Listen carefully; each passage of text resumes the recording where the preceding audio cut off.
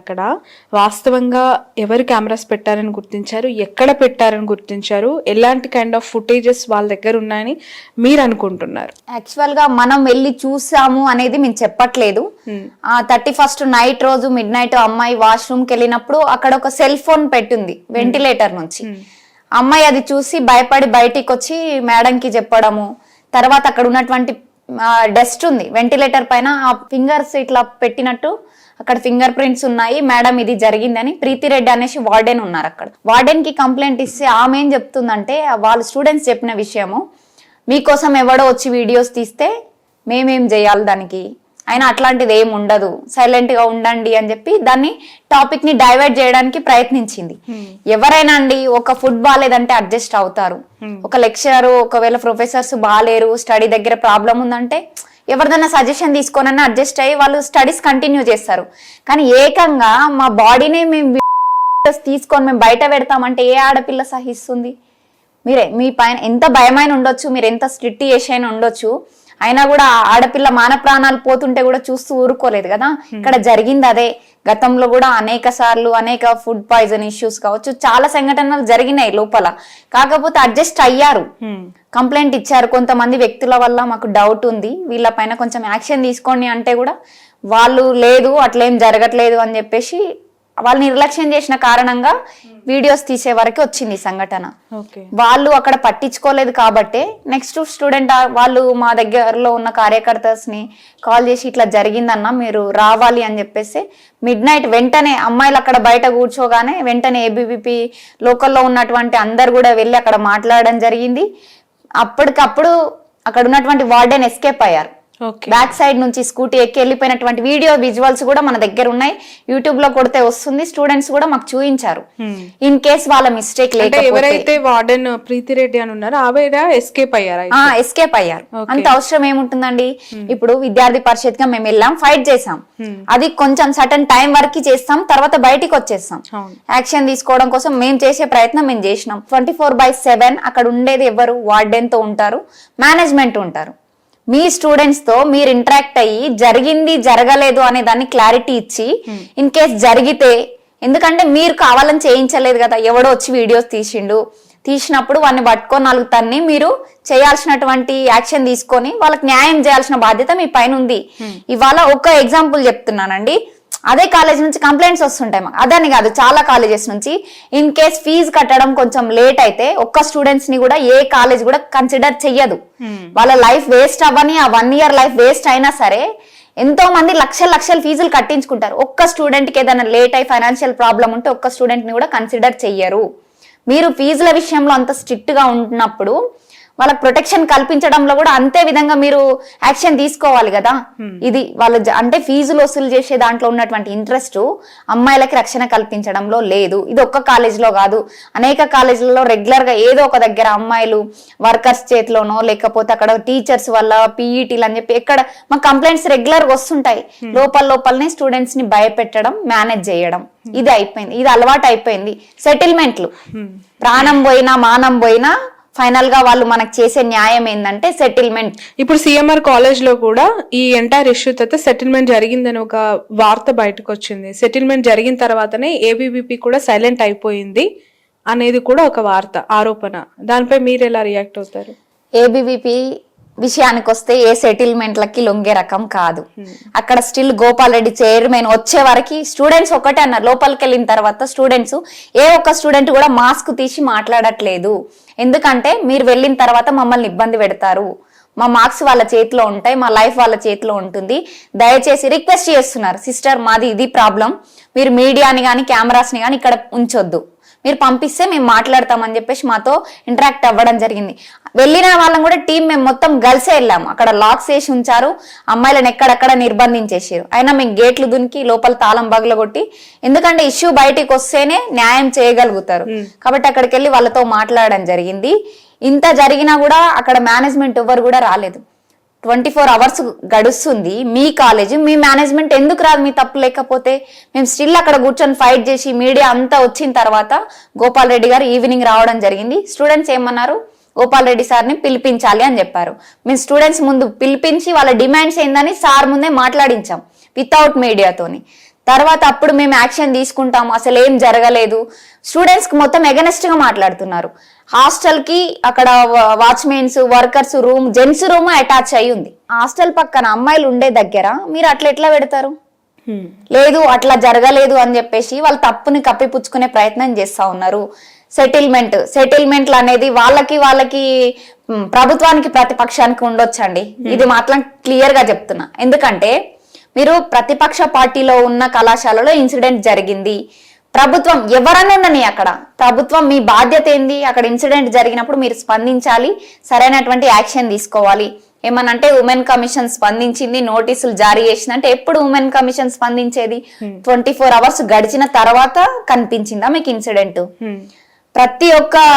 ప్రతి గ్రౌండ్ లెవెల్లో ప్రతి ఒక్కరికి రాష్ట్రంలో ప్రతి ఇష్యూ పైన మేము పోరాటం చేస్తున్నాము. నారాయణ కాలేజీలో కూడా ఫుడ్ బాగాలేదు, లేదంటే అక్కడ వాష్రూమ్స్ హైజెనిక్ గా లేవు అనేది కూడా మనం చూసాం. ఆవిడ వెళ్ళి డైరెక్ట్ గా అక్కడ విజిట్ చేసింది, యాక్షన్ తీసుకుంటానని వార్నింగ్ ఇచ్చింది, కొంతమంది పైన సీరియస్ అయింది కూడా మనం విజువల్ లో చూసాం.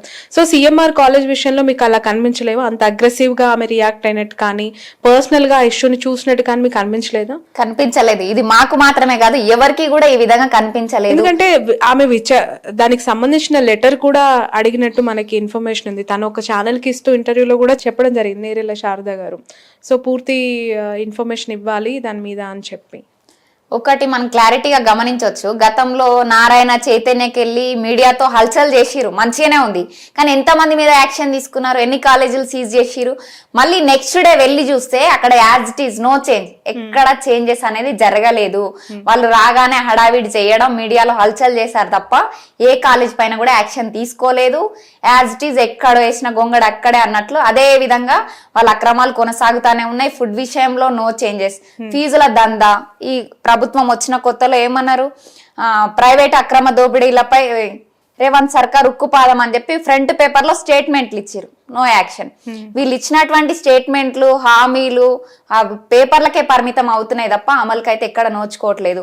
ఉమెన్ కమిషన్ విషయానికి వస్తే ఆమె వేసింది కూడా అంతే, మీడియాని తీసుకెళ్లి హల్చల్ అయితే వేసింది. కానీ నెక్స్ట్ ఏందనేది అక్కడ వెళ్ళి గ్రౌండ్ రియాలిటీ అనేది ఎవరికి తెలియదు. అక్కడ స్టూడెంట్స్ తో మేము ఇంటరాక్ట్ అవుతుంటాం కాబట్టి మాకు తెలుసు ఇదంతా. ఓకే, మీరు అక్కడ స్పందించారు కదా, అదే విధంగా ఆన్ ది స్పాట్ లో ఇక్కడ ఇన్సిడెంట్ జరిగినప్పుడు ఎందుకు స్పందించలేదు? యాక్చువల్ గా నేరెళ్ళ శారద గారు ఆ ఇన్సిడెంట్ జరిగినప్పుడు మీరు ఏబీవీపీ అక్కడ ప్రొటెస్ట్ చేస్తున్నప్పుడు తను తిరుపతిలో ఉంది అనేది మీకు తెలుసా? అయితే మేము ప్రొటెస్ట్ జరుగుతున్న టైంలోనే ఈవినింగ్ రాజ్ న్యూస్ లో మేము ఇంటర్వ్యూ ఇస్తున్నామండి. అక్కడ ఇంటర్వ్యూ జరుగుతున్న టైంలో లైవ్ లో తీసుకున్నారు ఆమెని కాల్లోకి. ప్రియా చౌదరి గారు నేను మాట్లాడతానమ్మా కలపండి అని చెప్పేసి ఆమెకి కనెక్ట్ చేస్తే వాళ్ళు ర్యాష్ గా సమాధానం చెప్పారు. ఆల్రెడీ నేను స్పందించాను, మీరు తెలుసుకొని మాట్లాడండి, లైవ్ లో నా పర్మిషన్ లేకుండా మీరు ఎట్లా నన్ను లైవ్ లో కాల్ తీసుకుంటారు అనేసి. నువ్వు పబ్లిక్ తరపున నీ బాధ్యత అది, మాకు అడిగే రైట్ ఉంది. ఎందుకంటే నువ్వు ఆ చైర్ లో కూర్చున్నావు కాబట్టి ప్రతి ఒక్కరికి కూడా పబ్లిక్ కి నువ్వు ఆన్సర్ చేయాల్సి ఉంటుంది. అది మర్చిపోయి నా పర్మిషన్ లేకుండా అంటే, ప్రజల పర్మిషన్ లేకుండా నా అక్కడ కూర్చున్నారా మీరు? అయినా 24 hours గడుస్తుంటే సోయి లేదా? మీరు తిరుపతిలోనే ఉన్నారు అనుకోండి. ఈరోజు సోషల్ మీడియా అండి పెద్ద మనకి అత్యంత అమూల్యమైనది, ఏదైనా స్పందించడానికి అనుకూలమైనది సోషల్ మీడియా. ఈరోజు ఒక ట్వీట్ కూడా ఎందుకు చేయలేదు? సోషల్ మీడియా వేదికగా ఎందుకు స్పందించలేదు? 24 hours అయిన తర్వాత మీడియాలో వచ్చి అల్చల్ అవుతుంటే నేను స్పందించకపోతే ఎక్కడ నా మీద పడుతుందో అని చెప్పేసి ఏదో స్పందిస్తున్నానంటే స్పందిస్తున్నా ఆ టైంకి. అది కాదు కదా మీ పని. ఇన్సిడెంట్ జరగగానే మీరు అక్కడికి రావాలి. ఇన్ కేస్ మీరు అక్కడ అందుబాటులో లేకపోతే కనీసం సోషల్ మీడియా వేదికగా అయినా నేను ఉన్నాను మీకు అని చెప్పేసి అక్కడ విద్యార్థినిలకు ఒక భరోసాని ఇవ్వాలి. అందరు అక్కడ కూర్చొని ధర్నా చేస్తున్నది అమ్మాయిలు. అంటే మీకు ఇంత నెగ్లిజెన్సీ ఎందుకు? అంటే పెద్దగా అయితే తప్ప మీరు స్పందించారా?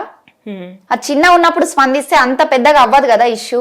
సిఎంఆర్ కాలేజ్ కాబట్టే, అది మల్లారెడ్డి అనే ఒక పొలిటీషియన్ది కాబట్టే ఇంత అగ్రెసివ్ గా ఏబీవీపీ రియాక్ట్ అయ్యింది. లేకపోతే అలా ఫైర్ గా వాళ్ళు వెళ్ళి చేసేవాళ్ళు కాదు అనే ఆరోపణ మీ పైన వస్తుంది. ఎస్పెషల్లీ ఈ ఎపిసోడ్ కి సంబంధించి దాన్ని ఎట్లా క్లెయిమ్ చేసుకుంటారు? అంటే మాకేమన్నా వాళ్ళ సెటిల్మెంట్ జరగలేదు, అది కాంగ్రెస్ కి బీఆర్ఎస్ కి సంబంధించి అయినా జరుగుండొచ్చు అంటున్నారు. కానీ సెటిల్మెంట్ జరిగింది ఏబీవీపీ వాళ్ళతో అని కూడా వార్త వచ్చింది. చేయడం చేత కానప్పుడు ఆరోపణలు చేయడం అనేది వాళ్ళకి అలవాటు. అది ఈ రోజు కొత్త వెన్నతో పెట్టిన విద్య ఇట్లాంటి ఆరోపణలు. అంటే వాళ్ళు ఉన్నది ప్రతిపక్షంలో, వాళ్ళు ప్రతిపక్షంలో ఉన్నప్పుడు ఎన్నిసార్లు కొట్లాడలేదు మేము? ఆ గవర్నమెంట్ మీద 10 సంవత్సరాలు పోరాడినాము. ఎలక్షన్ ముందర కూడా 1,00,000 మందితో మేము కథనబేరి కార్యక్రమంతో వాళ్ళ అవినీతిని అక్రమాలను మొత్తము బహిరంగ సభలో బయట పెట్టిందే విద్యార్థి పరిషత్. అక్కడ ఎవరున్నని అంటే పొలిటీషియన్ అయితే తప్ప మేము ఫైట్ చేసేలాగా కనిపించట్లేదా? వీళ్ళకి ప్రభుత్వంలో ఉన్న వాళ్ళకి చేయడం ఎట్లా చేత కాదు, చేసినటువంటి విద్యార్థి పరిషత్ ని ఎందుకు ఈ విధంగా మా పైన ఎందుకు ఆరోపణలు చేయాలి? మీకు చేయడం ఎట్లాగో చేత కాదు. మాదేం రాజకీయ పార్టీ కాదు, మాకు ఏ రాజకీయ పార్టీతో సంబంధం లేదు. ఒక స్టూడెంట్ ఆర్గనైజేషన్, ఇండిపెండెంట్ గా కొట్లాడతాం మేము ఎక్కడైనా. పొలిటీషియన్ అయితేంది, ఎవరున్నా అక్కడ, ఏ గవర్నమెంట్ ఉన్నా, ఎవరి కాలేజ్ అయినా, అంటే మేము బ్యాక్గ్రౌండ్ తెలుసుకొని వెళ్ళినామా అక్కడికి?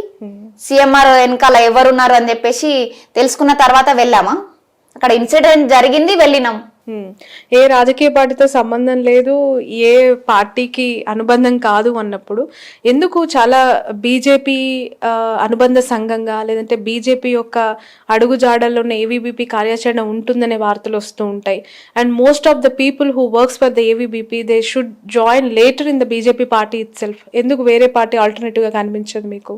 ఎందుకు అంటే వాళ్ళ ఐడియాలజీ మా ఐడియాలజీ ఆల్మోస్ట్ ఈక్వల్ ఉంటుంది కాబట్టి. అనుబంధంగా ఉన్న పార్టీ ఉన్న సంస్థను సంఘాన్ని ఒప్పుకోవచ్చుగా. లేదు, మాకు బీజేపీకి ఎట్లాంటి సంబంధం లేదు. మేము ఆర్ఎస్ఎస్ కి అనుబంధ సంస్థ. ఎందుకంటే మాకు ఆర్ఎస్ఎస్ అనేది ఒక మాతృమూర్తి లాంటిది, మాకు తల్లి సంస్థగా మేము భావిస్తాం. మా సిద్ధాంతాలన్నీ కూడా అవే ఉంటాయి. మా నేషనాలిటీ, మా సిద్ధాంతం జాతీయవాదం, జాతీయ భావం అనే ఒక సిద్ధాంతంతోనే మేము ముందుకెళ్తుంటాం. పార్టీ అబ్జర్వ్ చేయండి మీరు, మిగతా విద్యార్థి సంఘాలతో మాతో కంపేర్ చేస్తే ఎక్కడైనా మేము బీజేపీతో కలిసి ఫైట్ చేసినట్టు గానీ, బీజేపీ జెండాతో ఏబీవీపీ జెండా కలిపినట్టు గానీ ఎక్కడైనా మీరు చూసారా? ఎక్కడ చూడకపోయినా బీజేపీ పాలిత రాష్ట్రాలు, బీజేపీ స్ట్రాంగ్ గా ఉన్న స్టేట్స్ లలో ఏబీవీపీ పెద్దగా వాళ్లకు సంబంధించిన కాలేజీలను టార్గెట్ చేయదు. వాళ్లకు సంబంధించిన న్యూస్ ఏవైనా నెగిటివ్ గా ఉన్నవి ఎప్పుడు కూడా వాళ్ళు ఎంటర్ అవ్వరు. ఎస్పెషలీ కాంగ్రెస్ పాలిత రాష్ట్రాలు అవ్వచ్చు, లేదంటే ఇట్లా 10 ఏళ్ళు మీరు అన్నారు పోరాటాలు, ఉద్యమాలని బీఆర్ఎస్ గవర్నమెంట్ ఉంది కాబట్టి చేశారనే ఒక అపవాదం మీ పైన ఎందుకు వస్తుంది, ఎందుకు ఉంది? ఫస్ట్ రీసెంట్ గా నీట్ పేపర్ లీకేజ్ అయినప్పుడు చూడండి, ఫస్ట్ స్పందించిందే ఏబీవీపీ. అంటే సెంట్రల్ లో బీజేపీ గవర్నమెంట్ ఉంది కదా, అంటే మేము ఒకవేళ వాళ్ళకి ఫేవర్ గా పనిచేస్తే మాకు స్పందించాల్సినటువంటి అవసరం ఏముంటుంది? ఇది గమనించకుండా ఆరోపణలు అనేవి సహజం అండి. ఎక్కడ ఏ సంస్థ పైన ఏదో ఒకటి ఆరోపణ చెయ్యాలి. మేము నిజాయితీగా కొట్లాడుతున్నాం కాబట్టి మా పైన ఇంకా ఎలిగేషన్స్ వేయడానికి ఏం ఆప్షన్ లేదు కాబట్టి పార్టీ రంగు పులిమే ప్రయత్నం చేస్తూ ఉంటారు ప్రతిపక్షాలు. అయినప్పటికీ మేము వాళ్ళు చేసిన ఆరోపణలకు క్లారిటీ ఇవ్వడానికి మేము సిద్ధంగా ఉన్నాం. ఎవరు ఎన్ని ఆరోపణలు చేసినా కూడా విద్యార్థి పరిషత్ వెనకడుగు వేసేది లేదు. మాకు పార్టీకి ఎటువంటి సంబంధం ఉండదు. ఎందుకు ఏబీవీపీ నుంచి ఆల్మోస్ట్ చాలా వరకు బీజేపీకి వెళ్తున్నారంటే అది వాళ్ళ వ్యక్తిగత విషయం అది. ఎందుకంటే ఐడియాలజీ నచ్చి వెళ్ళి ఉండొచ్చు. ఎందుకంటే జాతీయవాదం అక్కడ భారత్ మాతకి జై అనిపిస్తుంది, ఇక్కడ భారత్ మాతకి జై అనిపిస్తుంది. సిద్ధాంతం నచ్చి వెళ్ళొచ్చు. ఐడియాలజీ ఈక్వల్ ఆల్మోస్ట్ దగ్గరగా ఉంది కాబట్టి ఆ విధంగా వెళ్లే అవకాశం ఉంది. అంతెందుకండి, ఓన్లీ బీజేపీలోనే లేరు, ఏబీవీపీలో పనిచేసిన వాళ్ళు అన్ని పార్టీలలో ఉన్నారు. అది వాళ్ళు ఇప్పుడు చెప్పుకోకపోవచ్చు కానీ ఏదో ఒక సందర్భాల్లో మీరు కూడా వినే ఉంటారు. అన్ని పార్టీల్లో విద్యార్థి పరిషత్ నుంచి అన్ని రంగాల్లో ఉన్నారు. నాట్ ఓన్లీ పాలిటిక్స్, అన్ని రంగాల్లో కూడా విద్యార్థి పరిషత్ నుంచి వెళ్ళిన కార్యకర్తలు ఉన్నారు. ఓకే, స్టేట్ లో ఎడ్యుకేషన్ సిస్టమ్ ఎలా ఉంది ఝాన్సీ? ఎందుకంటే you fight for so many of student issues and so many of colleges issues will take up, మీకు డైరెక్ట్ గా వస్తూ ఉంటాయి కదా. ఈ అంటే 10 ఏళ్ళు ఒక రకమైన గవర్నెన్స్ ఇక్కడ మీరు చూశారు. స్టూడెంట్స్ కి సంబంధించిన అనేక ఇష్యూస్ పైన మీరు పోరాటం చేశారు. ఇప్పుడు కొత్త గవర్నమెంట్ వచ్చింది, 1 year కంప్లీట్ అయిపోయింది. ఈ ఎడ్యుకేషన్ సిస్టమ్స్, ఇక్కడున్న ఎడ్యుకేషన్ సిస్టమ్స్, పాలసీస్, ఇంప్లిమెంటేషన్స్ మీకు ఎట్లా కనిపిస్తున్నాయి? ఏవీబీపీ ఎట్లా చూస్తుంది వాటిని? ఒకటి చూసుకున్నట్లయితే అసలు తెలంగాణ రాష్ట్రం సాధించుకుందే నీళ్లు, నిధులు, నియామకాలనే ఒక థీమ్ తోని ముఖ్యంగా తెలంగాణ పోరాటంలో బలైంది విద్యార్థులే. 1200 మంది ప్రాణత్యాగం చేస్తే వాళ్ళ పునాదుల పైన తెలంగాణ రాష్ట్రం ఏర్పడ్డది. నాడు ముందలుండి ఫ్రంట్ రోల్ ప్లే చేసింది కూడా విద్యార్థి నిరుద్యోగ యువత. ఎందుకంటే మన రాష్ట్రం మనకు వస్తే నీళ్లు, నిధులు, నియామకాలు మన రాష్ట్రానికి వస్తాయి. మనకు ఉద్యోగాలు వస్తే మన బతుకులు బాగుపడతాయి, మన చదువులు బాగుపడతాయి అని అందరూ బయటికి వచ్చి నిస్వార్థంగా ఎవరు కూడా నేను రాజకీయ నాయకుని కావాలని అజెండాలు పెట్టుకొని రాలేదు. మన తెలంగాణలో ఉన్న ప్రతి ఒక్కరి జీవితం బాగుపడాలనే ఉద్దేశంతో విద్యార్థులు ముందుకొచ్చి కొట్లాడిరు. తీరా కొట్లాడిన తర్వాత ఏమైంది, వాళ్ళ ఎమోషన్ ని క్యాచ్ చేసుకున్నటువంటి బీఆర్ఎస్ ప్రభుత్వము నమ్మి హామీలు ఇచ్చి గద్దెనెక్కి 10 ఏళ్లు పాలించింది. ఆ 10 ఏళ్లు ఏం జరిగిందో సమాజం అంతా చూసింది. ప్రత్యేకంగా మేము చెప్పనవసరం లేదు. ఎవరైతే త్యాగాలు చేసిరో జై తెలంగాణ తుంగలు దొక్కి నై తెలంగాణ అన్నోని పక్కన పెట్టుకొని పాలించినటువంటి ఘనత బీఆర్ఎస్ ప్రభుత్వాన్ని. విద్యని పూర్తిగా నిర్వీర్యం చేసిరు. యూనివర్సిటీల దగ్గర నుంచి ప్రాథమిక పాఠశాలల వరకు నాడు విశ్వవిద్యాలయాలంటేనే ఉద్యమ కేంద్రాలని చెప్పుకున్నాం. ఎందుకంటే ఏ ఉద్యమం అయినా ఒక ఉస్మానియా నుంచి కావచ్చు, కాకతీయ నుంచి కావచ్చు, పాలమూరు యూనివర్సిటీ ఉద్యమం రగిలిందే విశ్వవిద్యాలయాల్లో. అట్లాంటి విశ్వవిద్యాలయాల్లో కూడా కనీసం నిధులు నియామకాలు చేపట్టకుండా, వీసీల కాలం ముగిసిన తర్వాత కూడా వీసీలను నియమించకుండా ఇట్లా కాలయాపన చేస్తూ వచ్చిండ్రు. అనేక పాఠశాలలు మూతపడ్డాయి. స్కాలర్షిప్ ఫీజు రియంబర్స్మెంట్ ఎక్కడ రిలీజ్ చేయలేదు, ఉద్యోగాలు ఇచ్చింది లేదు. తీరా ఎలక్షన్ ముందల నోటిఫికేషన్ వేస్తే పేపర్ లీకేజ్. ఏ నోటిఫికేషన్ కూడా సక్రమంగా వాళ్ళు ఉద్యోగాల్లో జాయిన్ అయింది లేదు. ప్రతి నోటిఫికేషన్ రిలీజ్ అవ్వడం ఏదో ఒక కారణాల చేత కోర్టు మెట్ల చుట్టూ తిరగడంతోనే ఆ 10 ఏళ్లు గడిచిపోయింది.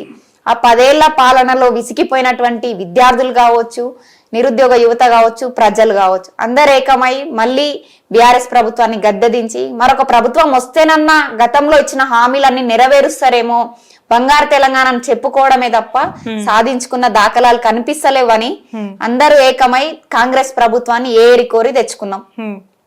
ఇందిరమ్మ రాజ్యం ప్రజాపాలన పేరుతో గద్దెనెక్కినటువంటి రేవంత్ సర్కార్ యూత్ డిక్లరేషన్ పేరుతో మహాలక్ష్మి అని చెప్పేసి అనేక పథకాలతోనే ఒక హామీలు ఇచ్చి అధికారంలోకి వచ్చిండ్రు. సరే, ప్రజల నిర్ణయం. మిమ్మల్ని ఏరి కోరి తెచ్చుకున్నప్పుడు మీరు ఇచ్చినటువంటి హామీలు నెరవేర్చండి అంటే కూడా ఈరోజు హామీల ప్రస్తావన కూడా తేనటువంటి అత్యంత దయనీయమైన పరిస్థితి మన రాష్ట్రంలో ఉంది. చూసుకున్నాం, ఎక్కడ కూడా ఏ చేంజ్ జరగలేదు. గురుకులాల్లో ఫుడ్ పాయిజన్ ఘటనలు అంతకంటే ఎక్కువ అవుతున్నాయి. ఎక్కడ గురుకులాలకు సంబంధించి చూసుకుంటే ఎక్కడ కూడా పక్కా భవనాలు లేవు. గతంలో ఏవైతే ఇంజనీరింగ్ కావచ్చు, కొన్ని కళాశాల బిల్డింగ్స్ మూతబడ్డ ఏవైతే ఉన్నాయో అవన్నిట్లలో కూడా ఈరోజు గురుకుల విద్యార్థులు ఉంటున్నారు. అక్కడ సరైనటువంటి మౌలిక వసతులు ఉండవు. ఫుడ్ పాయిజన్ ఘటనలు చూస్తున్నాం. నాణ్యమైన భోజనం ఉండదు. ఎవరో కాంట్రాక్ట్, వాళ్ళకి కావాల్సిన వాళ్ళకి కాంట్రాక్ట్స్ ఇస్తారు. అక్కడ లో క్వాలిటీ సరుకులను తీసుకొచ్చి పేద విద్యార్థులకు పెడుతున్నారు. ఈ ఒక్క సంవత్సరంలోనే 51 మంది విద్యార్థులు చనిపోయారు. ఇక ఫీజు రియంబర్స్మెంట్ స్కాలర్షిప్ విషయానికి వస్తే 7,500 కోట్లు పెండింగ్ లో ఉన్న విషయం అందరికి తెలిసిందే. దాని కారణంగా ఎంతో మంది విద్యార్థులు డిగ్రీలు పీజీలు అయిపోయినా కూడా సర్టిఫికేట్స్ రాని కారణంగా వాళ్ళు ఉన్నత చదువులకు పోయేది లేదు. ఉద్యోగం వచ్చినా కూడా అక్కడ రియంబర్స్మెంట్ చెల్లిస్తే తప్ప మీకు సర్టిఫికేట్స్ ఇవ్వము. ఇక్కడ చెల్లించలేని పరిస్థితిలో విద్యార్థులు, ఇటు ప్రభుత్వానికి యాజమాన్యానికి మధ్యన బలైతుంది ఎవరంటే విద్యార్థులే. లక్షల మంది విద్యార్థులు రియంబర్స్మెంట్ స్కాలర్షిప్స్ కారణంగా నష్టపోతా ఉన్నారు. ఇక ఉద్యోగాల విషయానికి వస్తే కూడా అంతే. మెగా డిఎస్సి అని చెప్పేసి దగా డిఎస్సి పేరుతో మోసం చేసిన ఘనత కాంగ్రెస్ ప్రభుత్వానిది. ఇట్లా ఒకటి కాదు, రెండు కాదు, అన్ని విషయాలు చూసుకుంటే విద్యాన్ని చిన్న చూపే చూస్తున్నారు. ముఖ్యంగా ఒక్క పాయింట్ లో చెప్పాలంటే అసలు మన రాష్ట్రంలో విద్యాశాఖ మంత్రినే నియమించకపోవడం అనేది అత్యంత దారుణమైన పరిస్థితి. ఏమనంటే స్వయంగా ముఖ్యమంత్రి పర్యవేక్షిస్తున్నాడు అని చెప్పేసి జబ్బలు జరుచుకుంటారు. ముఖ్యమంత్రి పర్యవేక్షిస్తున్నప్పుడు ఎంత ప్రాధాన్యత ఇవ్వాలి విద్యకి? కానీ అది ఎక్కడ కనిపిస్తుంది? ఇన్ని జరుగుతున్నాయి, ఇంతమంది విద్యార్థులు చనిపోతా ఉన్నారు, ఇన్ని సమస్యలు ఉన్నాయి. ఇలా ఫీజులు చూసుకుంటే ఎల్కేజీ నుంచి లక్షలు ఫీజులు వసూలు చేస్తా ఉన్నారు. గల్లీకి ఒక కాలేజ్, అసలు స్కూల్స్ ప్రైవేట్ కార్పొరేట్ అసలు వాళ్ళకి పర్మిషన్ ఉందా లేదా కూడా తెలియదు. అట్ని పర్యవేక్షిస్తున్నటువంటి అధికారులు లేరు. వాళ్ళకి ఎవరు పర్మిషన్లు ఇస్తున్నారు? సరైనటువంటి నియమ నిబంధనలు పాటిస్తున్నారా లేదా? ఆ ఫీజు నియంత్రణ చట్టం ఎక్కడా? చదువుకుందామంటే ప్రభుత్వ పాఠశాలల్లోనేమో వసతులు ఉండవు, ఇటు ప్రైవేట్కి వెళ్దామంటేనేమో లక్షలకు ఫీజుల దోపిడీ.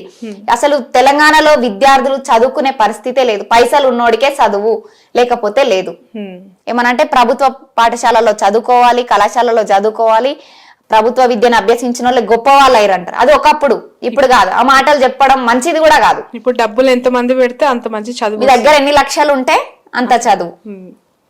అట్లుంది తెలంగాణ రాష్ట్రం. ఇన్ని విద్యారంగానికి సంబంధించి ఇన్ని సమస్యలు మీరు చెప్తూ ఉన్నారు కదా, వీటన్నిటిపైన ఏబీవీపీ ఎట్లా పోరాటం చేయబోతోంది? ఎందుకనంటే నిజంగానే రాష్ట్రానికి ముఖ్యమంత్రి అయ్యారు, బట్ విద్యాశాఖ మంత్రి ఎవరు అనంటే నా దగ్గరే ఉందని రేవంత్ గారు చాలా సందర్భాలు చెప్పినప్పటికీ కూడా పర్టికులర్ గా ఆ శాఖకు ఒక మంత్రిని నియమించకపోవడం కూడా చాలా పెద్ద సమస్యగా కనిపిస్తోంది ఇప్పుడు. సో మీరు ఎలా ఫైట్ చేయాలనుకుంటున్నారు దానిపైన? గత 10 ఏళ్లుగా చూసుకున్నా కూడా ప్రతి సమస్య పైన కొట్లాడుతూనే ఉన్నాం. మొట్టమొదటనే ఉద్యమాలు ఏం చెయ్యం, ముందుగా అక్కడున్న అధికారుల దృష్టికి తీసుకెళ్లడము, వాళ్ళకి వినతి పత్రాలు ఇవ్వడము, చెప్పులు అరిగేలాగా విద్యార్థులతో వెళ్లి వినతి పత్రాలు ఇచ్చినా కూడా కనీస పర్యవేక్షణ ఉండదు. దాని తర్వాత మేము తీసుకునే స్టెప్ ఏముంటది, ఉద్యమాలు చేస్తాం. ఏమనంటే వీళ్ళు ధర్నాలు చేస్తారు, గోడలు దుంకుతారు, అది చేస్తారు, ఇది చేస్తారు. అంటే అక్కడ దాకా తీసుకొస్తుంది మీరు ముందే గనక సమస్య వచ్చినప్పుడు స్పందించి ఉంటే విత్ ప్రూఫ్స్ తో సహా మీ ముందు పెట్టినా కూడా అధికారులు పట్టించుకోనప్పుడు ఇంకెవరికి చెప్తాం? ప్రభుత్వంలో మీరు ఉన్నప్పుడు మీ బాధ్యత అది, మీకు ఎట్లాగూ చేయడం చేత కాదు. కనీసం మీ దృష్టికి తీసుకొచ్చినప్పుడన్నా మీరు పట్టించుకోకపోతే మేము ఉద్యమాలు చేయాల్సి వస్తుంది, మేము గేట్లు దుంకాల్సి వస్తుంది, ఇంకేమన్నా చేయాల్సి వస్తుంది. ఎందుకంటే విద్యార్థుల పక్షాన మేము ఎంతవరకైనా తెగిస్తాం. మీరు ఏదో కేసులు పెట్టిన